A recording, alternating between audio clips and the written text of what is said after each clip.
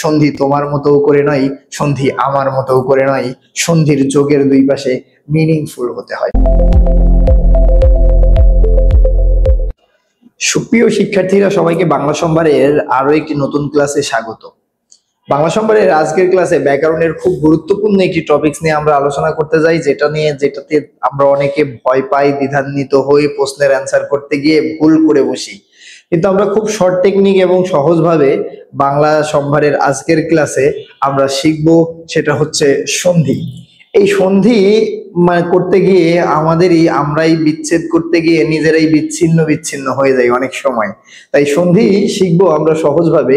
এর আগে বাংলা সম্ভার বাংলা শব্দের উপসর্গর টপিকস নিয়ে আলোচনা করা হয়েছে, যেখানে উপসর্গ সহজভাবে কিভাবে মনে রাখতে পারি, অর্থের দোতনাগুলো আমরা কিভাবে আইডেন্টিফাই করতে পারি, এবং আমরা উপসর্গকে একটা শব্দের মধ্যে কয়টি উপসর্গ রয়েছে আইডেন্টিফাই করতে পারি, এইগুলো আমরা আলোচনা করছি। আই কার্ড থেকে চাইলে আপনারা উপসর্গের ক্লাসটি দেখে আসতে পারেন। তো এই যে সন্ধির আলোচনার বিষয়টি, আমরা যখন সন্ধি নিয়ে আলোচনা করব, সন্ধির আলোচনা করতে গিয়ে আমরা সন্ধির বেসিক কিছু বিষয়গুলো আগে জানবো।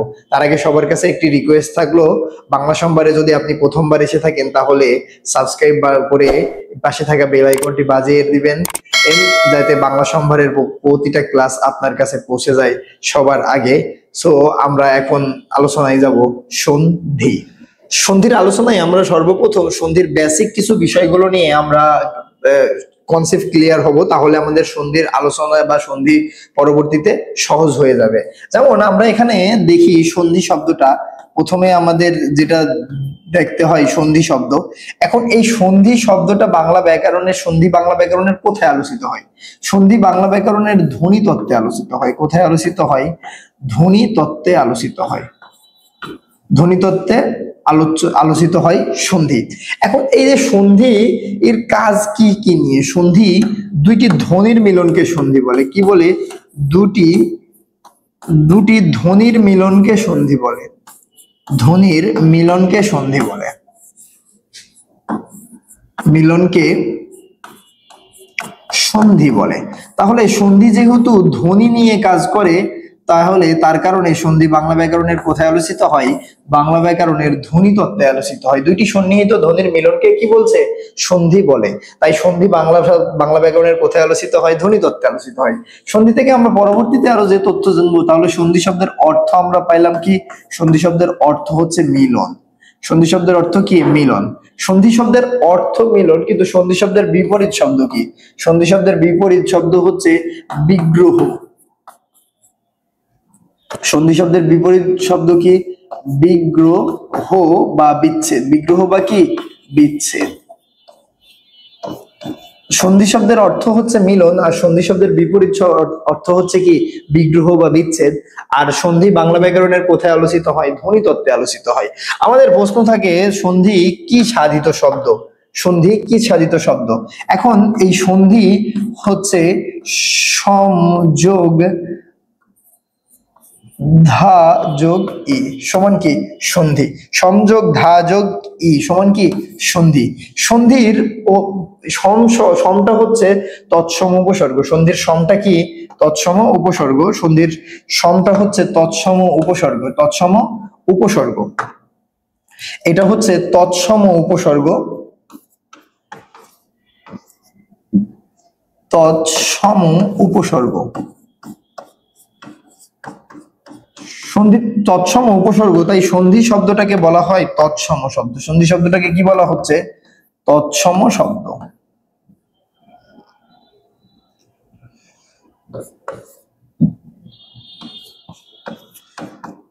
তৎসম শব্দ। সন্ধি শব্দটা কোন ধরনের শব্দ? সন্ধি তৎসম শব্দ। সন্ধি কি শব্দ? তৎসম শব্দ। এখন আমাদের কি সাধিত শব্দ যদি প্রশ্ন করে, আমরা বাংলা শব্দের গঠন প্রক্রিয়া নিয়ে একটি ক্লাস নিয়েছি, যে ক্লাসের লিংক আমাদের ডেসক্রিপশনে দেওয়া হবে। যেগুলো যদি কোনো একটা শব্দ প্রত্যয়, সমাস, সন্ধি, এগুলো সবগুলো যদি ভাবে ভাঙা যায়, তাহলে আমরা সেটাকে কি সাধিত দাগাবো বা কি সাধিত অ্যান্সার করব, সেই বিষয়গুলো নিয়ে খুব সহজ যে টেকনিকের মধ্য দিয়ে আলোচনা করা হয়েছে, ডেসক্রিপশন থেকে ক্লাসটি দেখে নিতে পারেন। আশা করি আপনারা উপকৃত হবেন। তো এখন এই যে সন্ধির সংযোগ ধায় যোগ রস্যই, এই সন্ধি শব্দটা তৎসম উপসর্গ প্রথমে রয়েছে, কিন্তু সন্ধি অ্যাকচুয়ালি তৎসম শব্দ না। সন্ধি হচ্ছে সন্ধি সন্ধি শব্দটি হচ্ছে প্রত্যয় সাধিত। যেহেতু এই অংশটা প্রত্যয়ের নিয়মে গঠিত হয়েছে, তাই সন্ধিকে বলা হচ্ছে কি প্রত্যয় সাধিত। প্রত্যয় সাধিত, প্রত্যয় সাধিত। তাহলে আমাদের এখানে কিন্তু কনসেপশন বিভিন্ন ধরনের হতে পারে, যে সন্ধি কোন শব্দ তৎসম শব্দ, সন্ধি কি সাধিত শব্দ বললে প্রত্যয় সাধিত শব্দ। আবার আমাদের অনেক সময় প্রশ্নকর্তারা এক্সামিনার প্রশ্ন করে বসে যে সন্ধির সন্ধি বিচ্ছেদ কি, সন্ধির সন্ধি বিচ্ছেদ কি, তখন বললে হবে হচ্ছে সমযোগ ধি। সমযোগ কি, ধি সমান সন্ধি। তো সন্ধির সন্ধি বিচ্ছেদ বললে তখন সেটা হবে সমযোগ ধি। সন্ধি কি সাধিত প্রত্যয় বললে শব্দ বললে সেটা প্রত্যয় সাধিত, সন্ধি কি শব্দ বললে সেটা তৎসম শব্দ। আশা করি এই মূল বেসিক কনসেপ্টটা আমি আপনাদের বোঝাইতে পেরেছি। সন্ধি শব্দের অর্থ হচ্ছে মিলন। সন্ধি বাংলা ব্যাকরণের ধ্বনিতত্ত্বে আলোচিত হয়। সন্ধির বিপরীত অর্থ হচ্ছে বিগ্রহ বা বিচ্ছেদ, বিগ্রহ বা বিচ্ছেদ। সন্ধি কি, সন্ধির সন্ধি বিচ্ছেদ কি, সংযোগ ধি ব্যঞ্জন সন্ধির নিয়মে সন্ধি শব্দটি হয়। আর সন্ধি এই তৎসম শব্দ এবং প্রত্যয় সাধিত শব্দ, আর দুইটা ধ্বনিহিত ধ্বনির মিলনকে কি বলে, সন্ধি বলে। যেমন আমরা এই যে এখানে দেখছিলাম সন্নিহিত দুটি ধ্বনির মিলনের নাম কি, সন্ধি, নাম হচ্ছে সন্ধি। সন্ধি বাংলা ব্যাকরণের কোথায় আলোচিত হয়, সন্ধি বাংলা ব্যাকরণের ধ্বনিতত্ত্বের আলোচ্য বিষয়, ধ্বনিতত্ত্বের আলোচ্য বিষয়, সন্ধি বাংলা ব্যাকরণের ধ্বনিতত্ত্বের আলোচ্য বিষয়। সন্ধি শব্দের অর্থ আমরা দেখেছি মিলন, ঐক্য, চুক্তি। মিলন, ঐক্য এবং কি চুক্তি সন্ধি শব্দের অর্থ। তারপরে দেখেন সন্ধির বিপরীত হচ্ছে বিচ্ছেদ বা বিগ্রহ। সন্ধির বিপরীত শব্দ কি হচ্ছে, বিচ্ছেদ এবং বিগ্রহ। এবং সন্ধি শব্দটি তৎসম ও সংস্কৃত শব্দ। সন্ধি শব্দটি কি শব্দ দেখছি আমরা, তৎসম এবং সংস্কৃত শব্দ। আর সন্ধিকৃত প্রত্যয় সাধিত শব্দ, সন্ধিকৃত প্রত্যয় সাধিত শব্দ, যেটা বিশ্লেষণ কি সমযোগ ধাযোগ রস্যই সমান কি সন্ধি, সমযোগ ধাযোগ রস্যই সমান কি সন্ধি দেখেছি। তারপরে সন্ধি শব্দের বিচ্ছেদ কি, তাহলে উত্তর হবে সংযোগ ধি, যা ব্যঞ্জন সন্ধির উদাহরণ। যা কি সন্ধির উদাহরণ, ব্যঞ্জন সন্ধির উদাহরণ। এখন আমরা সন্ধি করব কিভাবে, একটা শব্দ আমাদের সন্ধি থেকে তিন ধরনের প্রশ্ন হয়ে থাকে। সন্ধি থেকে তিন ধরনের প্রশ্নগুলোর মধ্যে একটি প্রশ্ন হচ্ছে থাকে যে সন্ধি বিচ্ছেদ করতে বলে, সন্ধি আইডেন্টিফাই করতে বলে, বা বিচ্ছেদ থেকে সন্ধি সাধিত শব্দ লিখতে বলে। তো আমরা এখন এই সন্ধি বিচ্ছেদ করার যে নিয়ম বা সন্ধির যে বিষয়, এইগুলো আমরা একটু দেখব এখানে। সন্ধির বিচ্ছেদের বিষয়টা কি, আমরা যদি দুইটা শব্দ দেখি এখানে, যে আমরা লিখলাম বিদ্যালয়, আমরা কি লিখলাম, আমরা লিখতে পারি, আমরা উদাহরণ লিখি এখানে বিদ্যালয়, বিদ্যা যোগ আলয়, বিদ্যা যোগ কি আলয়। এখন এই বিদ্যা যোগ আলয় সমান কি হচ্ছে, এখানে আমাদের বিদ্যা যোগ আলয় সমান শব্দটা যদি আমরা দেখি, তাহলে আমাদের হচ্ছে কি বিদ্যালয়, আমাদের হচ্ছে কি বিদ্যালয়। এখন এই বিদ্যালয় শব্দটার মাঝে কি হয়েছে, এখানে আমাদের একটা আ এসেছে। আমাদের বিদ্যালয় শব্দের মাঝে কি রয়েছে, এখানে একটা আ। এখানে সন্ধিটা হয়েছে কোন জায়গায়, এখানে শেষের ধ্বনিটা কি ছিল আ, আর এখানের শুরুর ধ্বনিটা ছিল কি আ। এই দুইটা আ মিলে হয়ে গেছে কি এখানে একটি আ।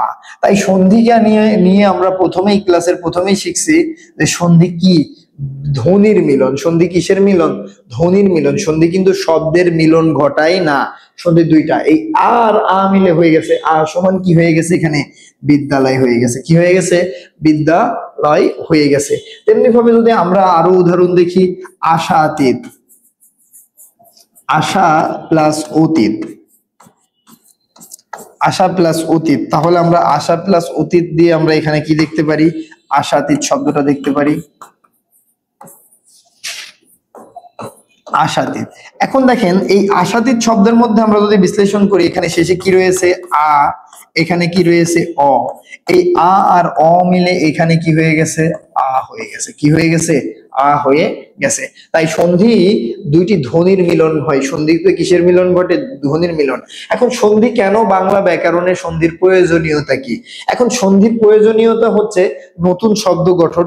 অবশ্যই সন্ধি নতুন শব্দ গঠন করে এবং সন্ধি আর দুইটি কাজ করে, সেটা হচ্ছে একটা ধ্বনির শ্রুতিগত মাধুর্যতা বৃদ্ধি করে, শ্রুতিগত মাধুর্যতা বৃদ্ধি করে এবং সন্ধি যেটি করে সেটা হচ্ছে উচ্চারণের সুবিধার্থে। যদি সন্ধি না থাকতো তাহলে ভাই আমাদের হয়তো বলা লাগতো যে আমরা বিদ্যা আলয়ে পড়াশোনা করি, বিদ্যা আলয়ে পড়াশোনা করি। সন্ধি শব্দটার কারণে আমাদের কি হয়েছে? উচ্চারণের সুবিধা হয়ে গেছে বিদ্যালয়, এবং আমাদের এর হচ্ছে কি যে আরে আমাদের কি করছে? শ্রুতিগত মাধুর্য। তাহলে যদি প্রশ্ন হয় সন্ধির কাজ কয়টি, সন্ধির কাজ কয়টি নিয়ে যদি প্রশ্ন হয় তাহলে আমরা এখানে এখানে দেখতে পারি সন্ধির কাজ দুইটি। একটা হচ্ছে শ্রুতিগত মাধুর্যতা বৃদ্ধি, শ্রুতিগত মাধুর্যতা বৃদ্ধি, মাধুর্যতা বৃদ্ধি, শ্রুতিগত মাধুর্যতা বৃদ্ধি। এবং দুই নম্বর যেটা সেটা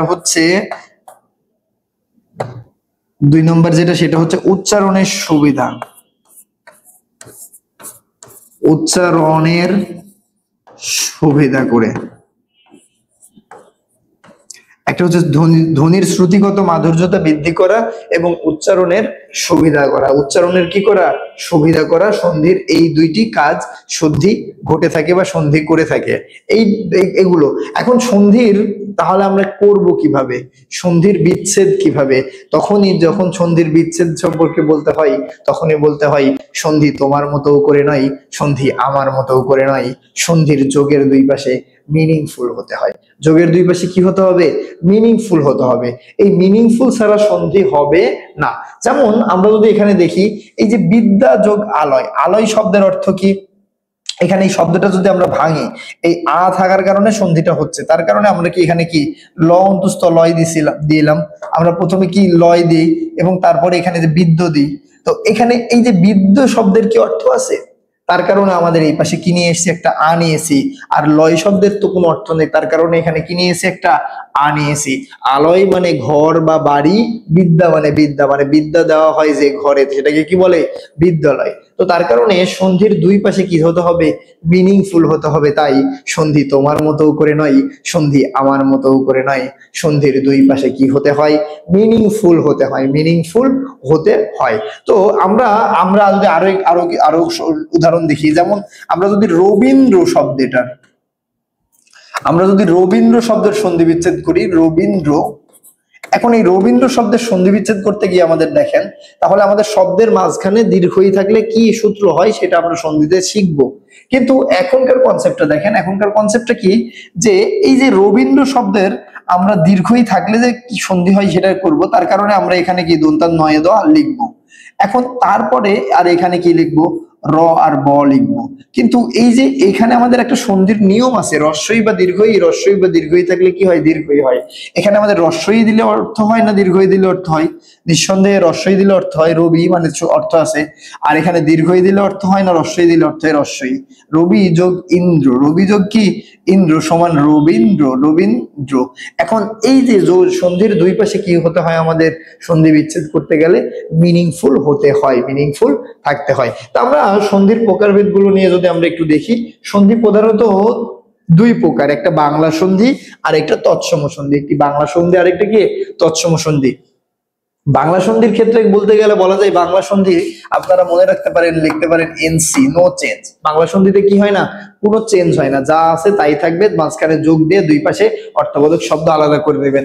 যেমন মামা বাড়ি, মামা বাড়ি। এই মামার বাড়িতে কি হবে? এখানে মামা যোগ বাড়ি, মামা যোগ কি বাড়ি, তো মামার বাড়ি। তারপরে গরুর গাড়িতে আপনি কি করবেন? এখানে গরু যোগ গাড়ি, গরুর গাড়ি। ঠিক আছে। তো এইগুলো হচ্ছে বাংলা সন্ধি। কিন্তু আমাদের বর্তমান সময়ে যে নবম দশম শ্রেণীর 21 সাল থেকে প্রণীত যে বইটি, নবম দশম শ্রেণীর বাংলা ব্যাকরণ যে বইটি আছে এনসিটিভির, সেই বইটিতে কিন্তু সন্ধির প্রকারভেদ করেছে শুধু 3 প্রকার, একটা স্বরসন্ধি, ব্যঞ্জন সন্ধি এবং বিসর্গ সন্ধি, এবং সেখানে আলোচনাই করেছে শুধু তৎসম সন্ধিগুলো নিয়ে, তৎসম সন্ধিগুলো নিয়ে। এখন স্বরসন্ধি এবং ব্যঞ্জন সন্ধি দুইটাই মানে এটা বাংলা সন্ধিতেও আছে আবার তৎসম সন্ধিতেও আছে, এবং তৎসম সন্ধিতে আরো একটা প্রকার রয়েছে, সেটা কি বিসর্গ সন্ধি। তো আমরা এখন একটু দেখব যে স্বরসন্ধি কি কিভাবে গঠিত হয় এবং ব্যঞ্জন সন্ধি কি কিভাবে গঠিত হয়। আমরা যদি এখানে দেখার চেষ্টা করি, সন্ধিতে প্রধানত 3 প্রকার। সন্ধি কত প্রকার এখন প্রশ্ন হলে দাগাবেন 3 প্রকার, সেটা কি কি? স্বরসন্ধি, ব্যঞ্জন সন্ধি এবং বিসর্গ সন্ধি।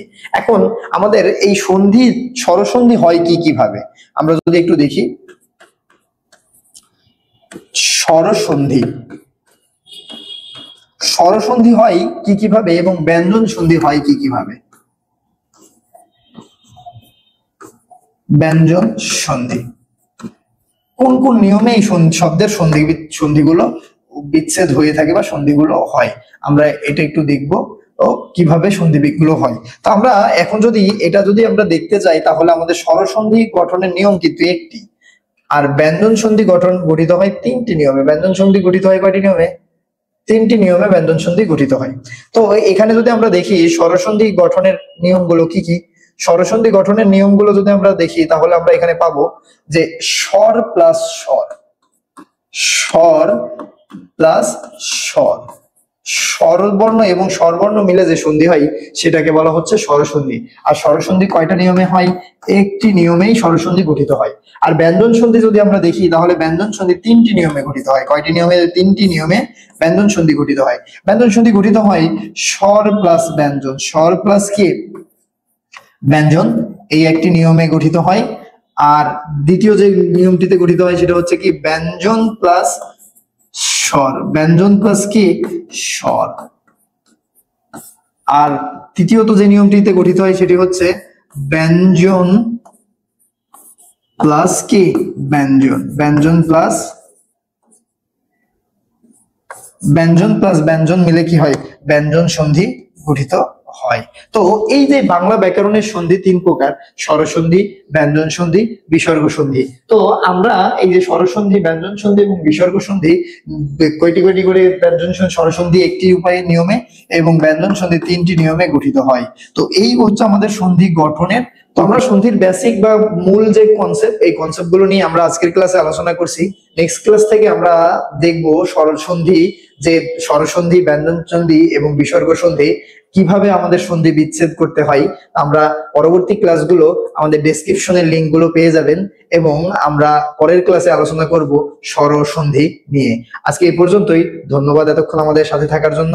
বাংলা সম্ভারের ক্লাসগুলো যদি আপনাদের ভালো লাগে, বন্ধুদের মাঝে শেয়ার করবেন, এবং শেয়ার, লাইক, সাবস্ক্রাইব করতে ভুলবেন না। আসসালামু আলাইকুম।